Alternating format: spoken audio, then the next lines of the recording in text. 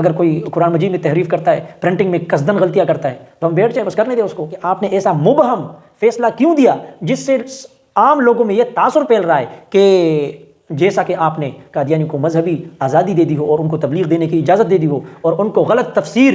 چھاپنے کی اجازت دے دی ہو، حالانکہ ایسا نہیں ہے۔ آیتیں جو پیش کی گئی ہے آؤٹ آف دی کنٹیکسٹ اور غلط تشریح کے ساتھ پیش کی گئی۔ السلام علیکم ناظرین، ختم نبوت کا ہمارا مشترکہ مسئلہ ہے اور یہ ہمارے ایمان اور عقیدے کا حصہ ہے اور بنیادی حصہ ہے، لہٰذا اس بات کو سمجھنا انتہائی ضروری ہے کہ جو جسٹس قاضی فائز عیسیٰ صاحب نے قادیانی کے خلاف جو مقدمہ ہوا تھا، جو فیصلہ دیا ہے اس میں، تو اس فیصلے میں کیا غلطی ہے اور کہاں پر ہے اور کس نوعیت کی غلطی ہے۔ ایسا بھی نہ ہو کہ ان کا غلط فیصلہ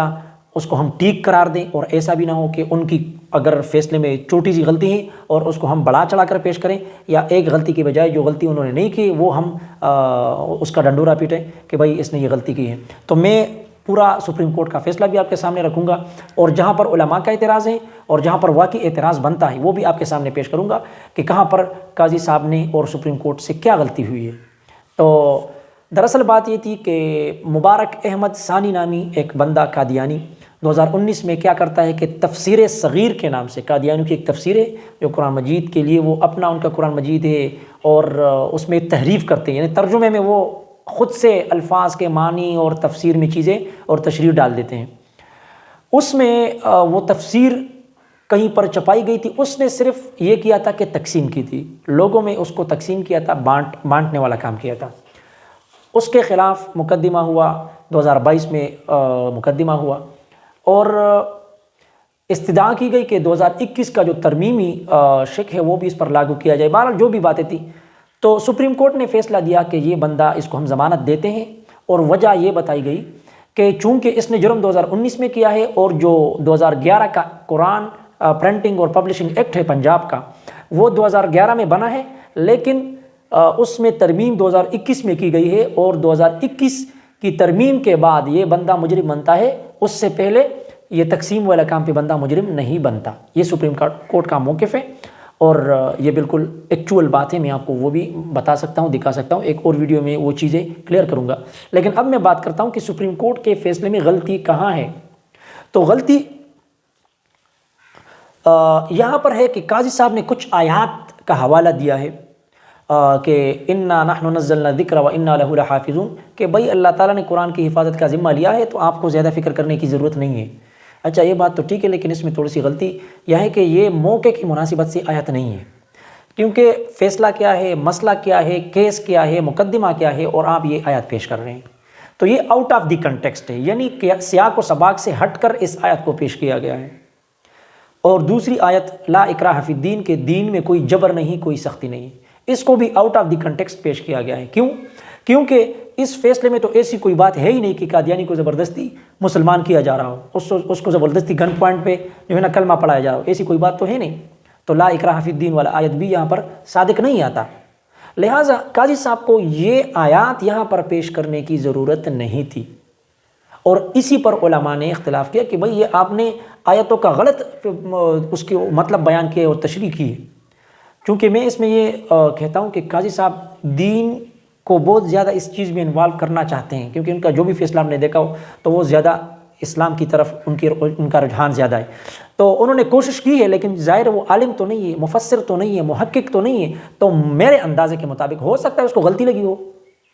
کہ وہ اس آیت کے شان نزول کو جانے بغیر ان کو لگا ہو کہ بھائی دین میں کوئی سختی نہیں، تو آپ کیوں زبردستی ایک بندے کو پکڑ رہے ہو۔ لیکن یہ آؤٹ آف دی کنٹیکسٹ ہے، میں بتا رہا ہوں کہ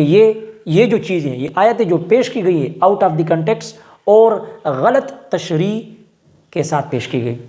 ان کا جو مطلب یہاں پر بیان کیا گیا ہے اصل میں اس کا ان آیات کا یہ مطلب بالکل بھی نہیں ہے۔ کیونکہ اگر آپ یہ کہتے ہیں کہ اللہ تعالیٰ نے قرآن مجید کی حفاظت کا ذمہ لیا ہے، تو پھر کیا ہم ایسے بیٹھ جائیں؟ اگر کوئی قرآن مجید میں تحریف کرتا ہے، پرنٹنگ میں قصدن غلطیاں کرتا ہے، تو ہم بیٹھ جائیں بس کرنے دیں اس کو؟ نہیں، ایسا نہیں ہے، بلکہ اللہ تعالیٰ نے یہ قرآن مجید کی حفاظت کا کام بھی اپنے بندوں سے لینا ہے، ٹھیک ہے؟ تو یہ بات بھی اور یہ آیت بھی غلط جگہ پر اس کو پیش کیا گیا ہے۔ یہ ہے سپریم کورٹ کے فیصلے کی غلطی نمبر 1۔ دوسری جو غلطی کی گئی ہے وہ یہ ہے کہ جو ریمارکس دیے گئے ہیں، اور اسپیشلی پیراگراف نمبر 9، اس میں جو بات کی گئی ہے مذہبی آزادی کے حوالے سے کہ آئین پاکستان تمام مذاہب کے پیروکاروں کو مکمل آزادی دیتا ہے کہ وہ اپنے مذہب پر عمل کرے، اس کو سیکھیں اور اس پر عمل پیرا ہو جائے، ٹھیک ہے۔ اور کہیں پر یہ بات بھی ہے کہ اپنے مذہب کی تبلیغ بھی کر سکتے ہیں، یا تبلیغ نہیں، تعلیم دے سکتے ہیں، آپ یہ سمجھیں، کیونکہ اس میں تھوڑا سا مسئلہ ہے، تھوڑی سی بات اس میں ہے، اس کو غور سے دیکھیں اور سنیں۔ وہ بات یہ کہ سپریم کورٹ نے جو 9 نمبر پیراگراف میں بات کی ہے، آئین کا شق 20A اور 20B، یہ دونوں پیش کیے گئے ہیں، اور اس میں یہ بات کی گئی ہے کہ شق اے کہتی ہے کہ ہر شہری کو اپنے مذہب کی پیروی کرنے، اس پر عمل کرنے اور اسے بیان کرنے کا حق ہوگا، ایک بات۔ دفعہ 20 کی شق بی وہ یہ کہتی ہے کہ ہر مذہبی گروہ اور اس کے ہر فرقے کو اپنی مذہبی ادارے قائم کرنے، یعنی اسکول، مدرسہ وغیرہ جو بھی ان کا ہے، ان کی دیکھ بھال اور ان کے انتظام کا حق ہوگا۔ آئین کی دفعہ 22 یہ لازم مقرر کرتی ہے کہ کسی مذہبی گروہ یا فرقے کے کسی ایسے تعلیمی ادارے میں جس کا انتظام کلی طور پر یعنی مکمل طور پر اسی گروہ یا فرقے کے پاس ہو، اس گروہ یا فرقے کے طلباء کو مذہبی تعلیم دینے سے نہیں روکا جائے گا۔ اس میں جو پوائنٹ ہے وہ بنیادی طور پر یہ ہے کہ مذہبی آزادی تمام اقلیتوں کو وہ حاصل ہوگی، اور تمام اقلیتیں اپنے مذہبی ادارے قائم کر سکتے ہیں۔ جس طرح ہم مسجد بناتے ہیں وہ مندر بنا سکتے ہیں، وہ چرچ بنا سکتے ہیں، وہ گردوارے بنا سکتے ہیں، ان کو اجازت ہے، آئین پاکستان ان کو اجازت دیتی ہے اور شریعت بھی اجازت دیتی ہے۔ اور اپنے تعلیمی ادارے کے اندر وہ اپنے مذہب کی تشہیر کر سکتے ہیں، اپنے طلباء کو پڑھا سکتے ہیں۔ اب علماء کا یہ کہنا ہے، اس پر اختلاف قاضی صاحب کے ساتھ وہ یہ کرتے ہیں کہ بھائی آپ نے یہ مذہبی آزادی کی جو آئین میں یہ شق موجود ہے، یہ دفعہ موجود ہے، تو آپ نے یہاں پر کیوں پیش کی؟ اس کی ضرورت کیا تھی؟ اس کی ضرورت نہیں تھی، آپ نے فیصلہ کر دیا، اس کو ضمانت دے دی کہ بھائی ٹیکنیکل بنیادوں پر چونکہ کیس ثابت نہیں ہو رہا تھا اور 2021 کا ترمیم اس پر لاگو نہیں ہو سکتا تھا کیونکہ جرم اس نے پہلے کیا تھا، بس اس کو ضمانت دے دو، قصہ ختم کرو، بات ختم ہو جائے گی۔ لیکن قاضی صاحب نے جو یہ بات کی ہے، یہ پیراگراف نمبر 9 جو میں نے آپ کو پڑھ کر سنایا ابھی، یہاں پر علماء اختلاف کرتے ہیں، اور وہ ان آیات کے ساتھ اختلاف کرتے ہیں کہ آپ نے آؤٹ آف دی کنٹیکسٹ آیات پیش کی اور بغیر ضرورت کے آپ نے یہ پیراگراف انکلوڈ کر دیا مذہبی آزادی والا، کیونکہ جب فیصلہ قادیانی کے خلاف ہو رہا ہے اور آپ مذہبی آزادی پر بات کر رہے ہو، اس کا مطلب یہ کہ آپ قادیانیوں کے بارے میں مذہب کی آزادی کی بات کر رہے ہو۔ اب اس بات کے 2 پہلو ہیں، یہ صحیح بھی ہے اور غلط بھی ہے۔ اس کو اگر آپ صحیح لینا چاہتے ہیں تو صحیح لے سکتے ہیں، اور غلط لینا چاہتے ہیں تو غلط لے سکتے ہیں۔ کیسے؟ یہاں پر بات کی گئی ہے، علماء نے جو بات اخذ کی ہے اور جو عام لوگوں کا تاثر ہے کہ بھئی اس فیصلے سے یہ لگتا ہے بظاہر کہ سپریم کورٹ یا چیف جسٹس صاحب قادیانی کو اپنے مذہب کی تبلیغ اور ترویج اور اشاعت کی اجازت دیتا ہے۔ لوگ یہ سمجھتے ہیں کہ قاضی صاحب کی یہ رائے ہے، جو کہ نہیں ہے، لیکن اب ظاہر ہے لوگ تو یہ سمجھتے ہیں کہ اس طرح ہے، کیونکہ انہوں نے پھر یہ مذہبی آزادی کا بحث کیوں چھیڑا۔ تو آپ اسی پیراگراف میں اس کا جواب بھی موجود ہے، اور جواب ایسے موجود ہے کہ اس میں جو 22 دفعہ نمبر 22 ہے کہ مذہبی ادارہ وہ قائم کر سکتے ہیں، تعلیمی ادارہ وہ قائم کر سکتے ہیں، اور اس کے اندر اپنے طلباء کو، یعنی اگر ایک قادیانی ہے، وہ قادیانی کوئی مدرسہ یا کوئی جو بھی ان کا تعلیمی ادارہ جو بھی اس کا نام ہے، مدرسہ یا جو بھی مجھے نہیں پتا، تو اس کے اندر وہ اپنے طلباء کو، ایسے بچوں کو جو پہلے سے قادیانی ہے، قادیانیوں کی اولاد ہے، ان کو تو اپنی تعلیم اور قادیانیت کی تعلیم اور سبق دے سکتے ہیں، ان کو اپنی تفسیر پڑھا سکتے ہیں۔ یہ اجازت یہ آئین بھی دیتی ہے، لیکن کلم کلا طور پر وہ تبلیغ نہیں کر سکتے، لیکن اس کلم کلا تبلیغ کی تو یہاں پر ذکر بھی نہیں ہے۔ لیکن علماء نے احتیاطاً، جو ختم نبوت والے ہمارے علماء ہیں، چونکہ وہ بہت زیادہ سینسٹیو ہوتے ہیں، اور یہ اچھی بات ہے کہ ان کو بہت وہ نظر رکھتے کہ بالکل شک و شبہ بھی پیدا نہ ہو۔ اب عوام کو تو کم از کم شک لگ رہا ہے نا، لوگ جو فیصلہ اس کو شیئر کر رہے ہیں سوشل میڈیا پر، تو لوگ سمجھ رہے ہیں کہ بھئی قاضی صاحب نے ان کو کھلی چھٹی دے دی ہے قادیانیوں کو۔ تو علماء نے بھی سوال اٹھایا کہ آپ نے ایسا مبہم فیصلہ کیوں دیا جس سے عام لوگوں میں یہ تاثر پھیل رہا ہے کہ جیسا کہ آپ نے قادیانی کو مذہبی آزادی دے دی ہو اور ان کو تبلیغ دینے کی اجازت دے دی ہو اور ان کو غلط تفسیر چھاپنے کی اجازت دے دی ہو، حالانکہ ایسا نہیں ہے۔ یہ شک دو بنیادوں پر شامل کیا جا سکتا ہے، یا تو یہ کہ آپ جس آزادی کی بات کر رہے ہو وہ اس حد تک کر رہے ہو کہ ایک قادیانی بھی اپنے مدرسے، اپنے جو ان کا ادارہ ہے تعلیمی، اس کے اندر وہ تبلیغ کر سکتا ہے، اس کے اندر وہ تعلیم دے سکتا ہے، اس کے باہر نہیں دے سکتا، تو یہ شک بھی اس کو کلیئر کرتی ہے۔ اور دوسرا یہ بھی ہو سکتا ہے کہ قاضی صاحب نے، چونکہ میرے خیال میں یہ بات میں نے کہیں سے سنی تھی، ابھی کنفرم نہیں ہے، لیکن انہوں نے یہ بات، میں کوئی کلپ دیکھ رہا تھا تو انہوں نے کہا کہ اگر آپ اس طرح کے چیزوں میں بہت یعنی مضبوط آپ کے پاس دلیل نہیں ہے، آپ اگر اس طرح سے بات کریں گے تو باہر کی دنیا میں تاثر جائے گا کہ اسلام خدا نخواستہ اقلیتوں کو حقوق نہیں دے رہا، تو اسلام تو اقلیتوں کو بہت اچھے حقوق دے رہا ہے، ہمارا آئین حقوق دے رہا ہے۔ تو انہوں نے یہ اس لیے انکلوڈ کیا کہ کہیں کوئی یہ تاثر نہ لے کہ اسلام کے اندر یا پاکستان کے قانون کے اندر، آئین کے اندر اقلیتوں کے حقوق موجود نہیں ہیں۔ انہوں نے اس لیے یہ قانون کی دفعہ 20A اور 20B اور 22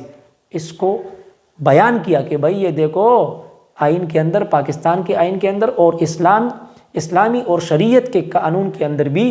اقلیتوں کے یہ حقوق دیے جاتے ہیں۔ تو لیکن کچھ لوگ یہ سمجھ رہے ہیں کہ قاضی صاحب وہ قادیانیوں کو چکلی چھٹی دے رہے ہیں، یہ ان کا نظریہ ہے۔ تو مجھے نہیں لگتا، کیونکہ میں نے آپ کو دو تشریحیں کر دی، دو قسم کی،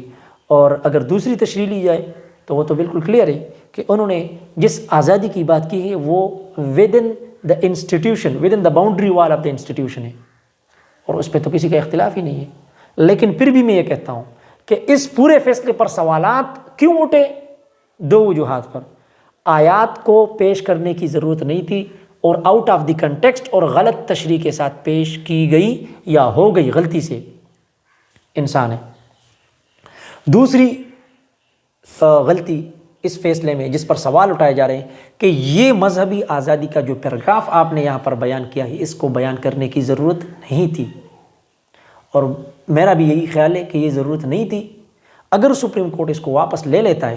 تو یہ ایک بہت بہترین بات ہو جائے گی، ہمیں بھی کلیئرٹی ہو جائے گی، عوام کو بھی کلیئرٹی ہو جائے گی،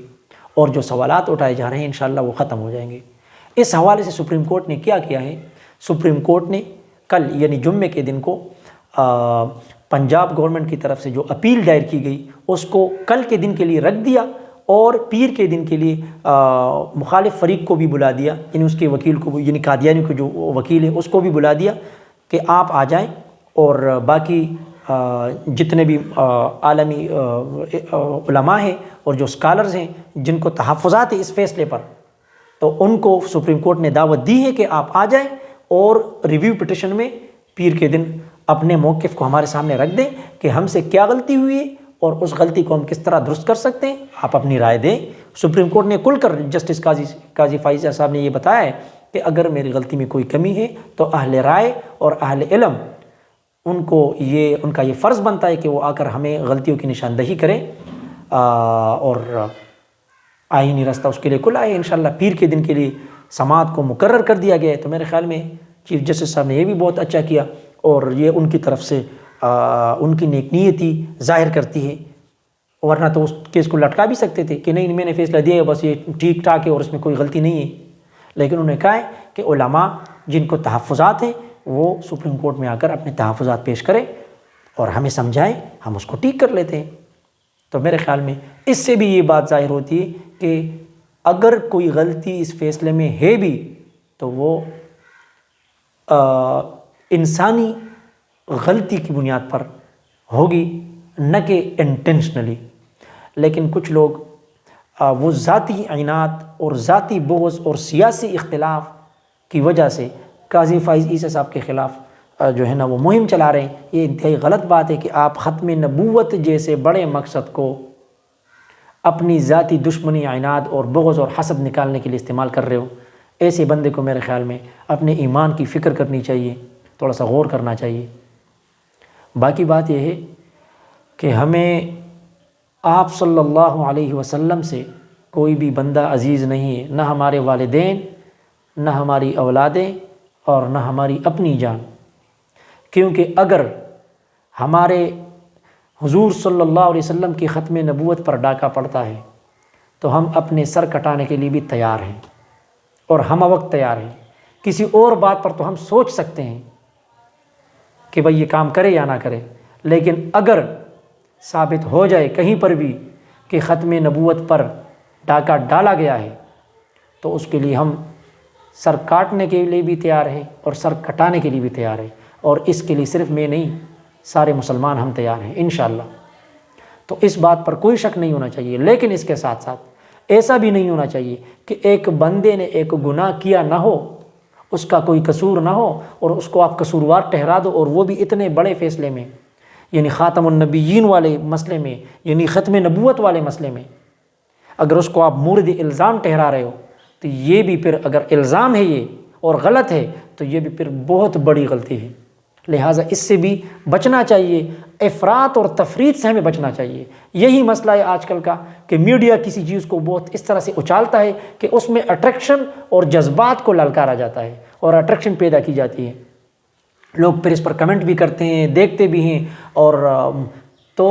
میڈیا والے تو یہی ان کا کام ہے کہ بھئی کوئی ان کی ویڈیو دیکھے، اس پر کمنٹ کرے، لائک کرے، شیئر کرے۔ لہٰذا یہ مسئلہ اس طرح سے نہیں ہے، یہ ہمارے عقیدے کا مسئلہ ہے، اور عقیدے کی بنیاد ہے سمجھ بوجھ۔ ہم اللہ کو مانتے ہیں، اللہ تعالیٰ نے قرآن مجید میں دلائل نہیں دیے کہ یہ زمین کس نے بنائی ہے، تم دیکھتے نہیں ہو، یہ آسمان کس نے کھڑا کیا ہے، نظر نہیں آ رہا، تمہارے اپنے جسم کے اندر دیکھو تمہیں کس نے بنایا ہے، کیسے بنایا ہے، سمجھ نہیں آتی، یہ پہاڑ کس نے کھڑے کیے۔ تو یہ اللہ تعالیٰ خود عقل کی بنیاد پر آپ کی عقل کو، دماغ کو ضرب دے کر آپ کو اپنے اوپر ایمان لانے کا کہہ رہے ہیں۔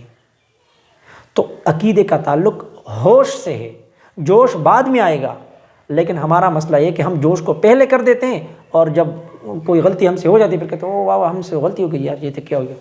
تو ہوش پہلے کرنا چاہیے، جب ہوش پر آپ کنفرم ہو جائے کہ ہاں یہ غلطی ہوئی ہے،